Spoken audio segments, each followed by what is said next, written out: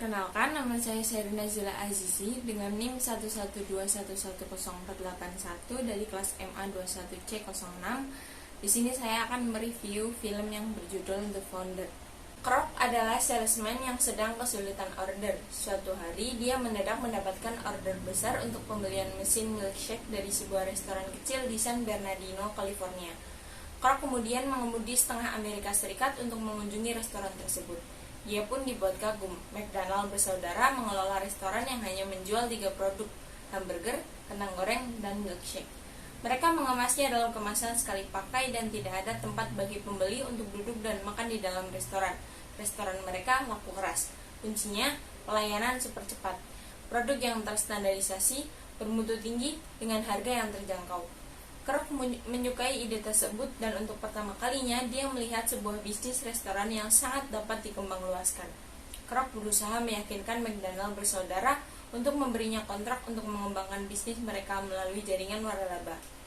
Terdapat adegan menarik dalam film tersebut, di mana digambarkan McDonald bersaudara menggambarkan layout dari restoran di atas lapangan tenis dan melatih karyawan-karyawan dalam ketepatan waktu dan rangkaian operasional produksi makanan. Seolah-olah lapangan tenis tersebut adalah restoran sesungguhnya.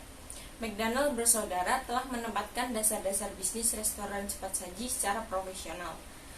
Krok mulai mencari para pembeli waralaba.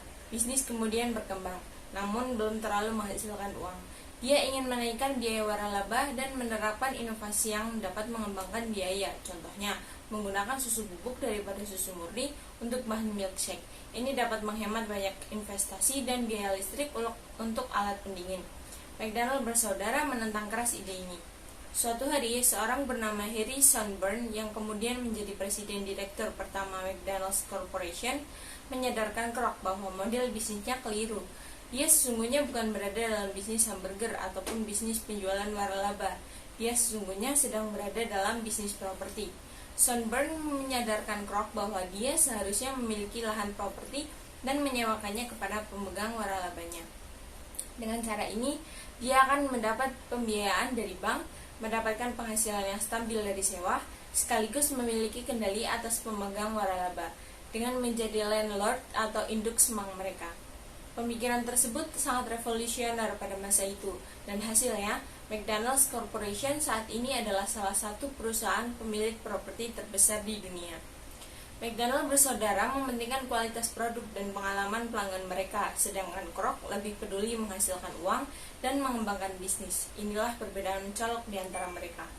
Krok akhirnya mencari cara untuk membebaskan diri dari kontrak dan menciptakan entitas-entitas untuk mengelola bisnis, seperti Franchise Realty Corporation, perusahaan pengelola properti McDonald's yang kemudian menjadi McDonald's Corporation, di mana McDonald's bersaudara tidak punya kepemilikan.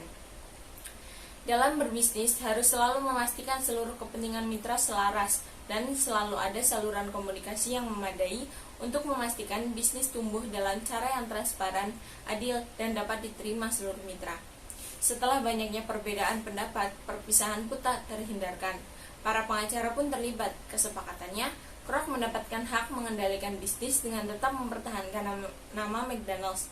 McDonald bersaudara tetap mempertahankan restoran pertamanya di San Bernardino, mendapatkan bayaran $2,7 juta dan mendapatkan royalti 1% dari penjualan. Kesepakatan yang tidak buruk. Namun, pada saat-saat terakhir, Krok mengatakan bahwa royalti 1% tidak dapat dimuat di dalam kontrak tertulis dengan dalih negosiasi dengan investor-investor baru sedang berlangsung.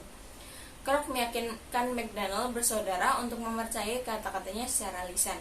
Mereka berjabat tangan tanda sepakat. Krok kemudian melakukan hal-hal yang mempersulit McDonald bersaudara. Dia membuka restoran baru di seberang restoran pertama McDonald, sampai akhirnya mereka harus menutup restoran mereka. Mereka tidak pernah mendapatkan royalti 1% yang dijanjikan Krok dan yang mereka percayai. Mereka hanya mendapat $2,7 juta mereka.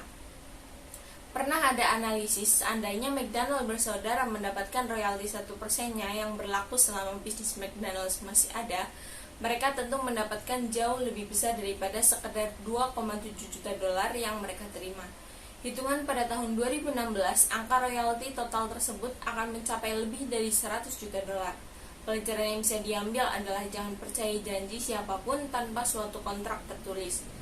Ray Kroc memiliki visi. Dia memiliki hal-hal yang tidak terpikirkan oleh orang lain tentang bagaimana membangun bisnis waralaba secara revolusioner.